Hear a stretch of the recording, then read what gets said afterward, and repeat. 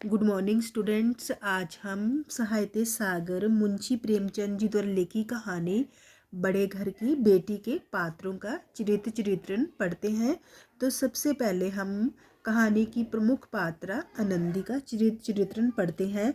मुंशी प्रेमचंद द्वारा लिखी गई इस कहानी की मुख्य पात्रा आनंदी है।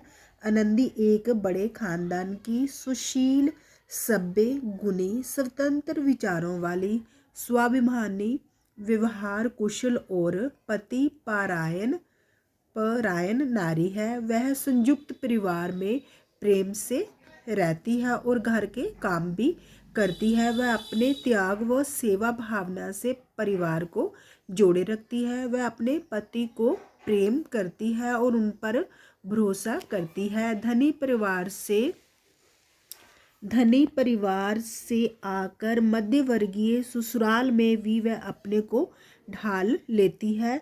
उसके पति यद्यपि संयुक्त परिवार के समर्थक है, पर आनंदी का थोड़ा हटकर यह विचार है कि यदि बहुत कुछ सहने पर भी परिवार के साथ निर्वाह ना हो तो आए दिन के कलह होता है। झगड़े से जीवन को नष्ट करने की अपेक्षा यही अच्छा है कि अपनी खिचड़ी अलग पकाई जाए। स्वाभिमान उसके चरित्र की उत्कृष्ट सबसे बड़ी विशेषता है। वह प्रेम और त्याग की प्रतिमूर्ति है। उसमें क्रोध भी है। अपने देवर से तकरार का अर्थ है छोटी सी बहस क्रोध के कारण ही हुई। क्रोध में ही उसने पति को घर छोड़कर जाने पर विवश कर दिया, लेकिन साथ ही साथ क्षमा भावना की भी उसके अंदर है। लाल बिहारी के क्षमा मांगने पर उसे क्षमा कर दिया और उसे घर छोड़ने से रोक लिया। दोनों भाइयों को फिर से मिला दिया।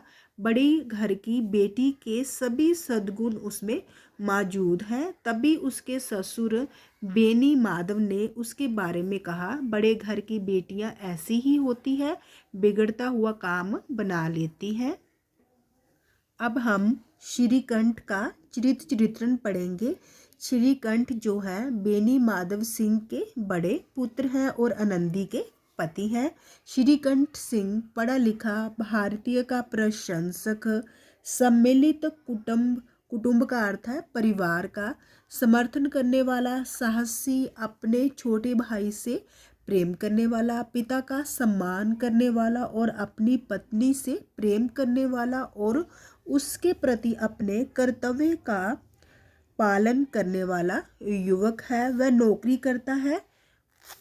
वह बीए पास है। अपने छोटे भाई लाल बिहारी को प्रेम करता है। पूरा गांव उसके यहाँ पे किया आएगा। पूरा गांव उसके नेक स्वभाव और मात्र प्रेम की प्रशंसा करता था। अपनी पत्नी के अपमान को वह सहन नहीं कर पाता और लाल बिहारी से अलग हो जाने की बात करता है। वह पढ़ा लिखा युवक होने के कारण स्त्री की मान मर्यादा को सुरक्षित रखना अपना कर्तव्य समझता है। पिता का आज्ञाकारी पुत्र भाई की क्रूरता तथा उज्जड़ गवारपन के कारण पिता से न्यायोचित न्याय के अनुसार फैसला करने की बात करने लगा तथा घर का प्रिय सदस्य होने पर भी घर छोड़ने के लिए तैयार हो गया। अंत में आनंदी इस झगड़े को संभाल लेती है और श्रीकंठ अपने भाई को गले लगा लेता है। तो अब हम लाल बिहारी का चरित्रण पढ़ते हैं। लाल बिहारी जो है बेनी माधव सिंह के छोटे पुत्र और श्रीकंठ के छोटे भाई हैं। लाल बिहारी बेनी माधव सिंह का छोटा बेटा है। लाल बिहारी दोहरे बदन का युवक है। वह कसरत करता है और कुश्ती लड़ता है। स्वभाव से लापरवाह और मस्त है। वह स्वभाव से क्रोधी किंतु सहृदय अच्छे हृदय वाला, भाई का सम्मान करने वाला, इज्जत करने वाला, वीर, साहसी और भावुक है। दाल में घी ना डालने पर भी पर वह भाभी पर क्रोधित हो जाता है। वह अपने बड़े भाई श्रीकंठ का बहुत आदर करता है। भाई के गुस्सा होने पर वह घर छोड़ने को तैयार हो जाता है। भाई के द्वारा क्षमा किए जाने पर वह भावुकता में भरकर कहता है, भैया अब कभी मत कहिएगा कि तुम्हारा मुंह ना देखूंगा। इसके सिवा आप जो भी दंड देंगे मैं सहर्ष पूरी खुशी से, सहर्ष का अर्थ है खुशी से स्वीकार कर लूँगा। आनंदी ने भी लाल बिहारी को क्षमा कर दिया। इस प्रकार घर का वातावरण फिर से सुखद हो गया। अब हम वेनी माधव सिंह का चरित्र पढ़ते हैं, जो कि श्रीकंठ और लाल बिहारी के पिताजी हैं। बेनी माधव सिंह गोरीपुर गांव के जमींदार हैं।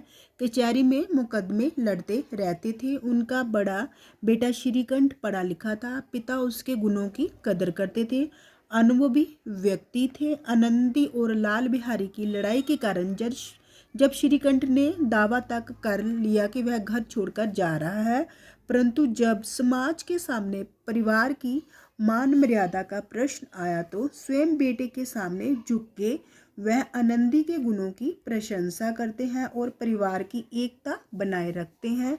अतः बेनी माधव जी सुलझे हुए व्यक्तित्व के व्यक्ति है, जो अपना भला बुरा जानते हैं। तो अगर आपको मेरी वीडियो अच्छी लगी हो तो प्लीज़ इसे लाइक, शेयर और सब्सक्राइब अवश्य कीजिए। धन्यवाद।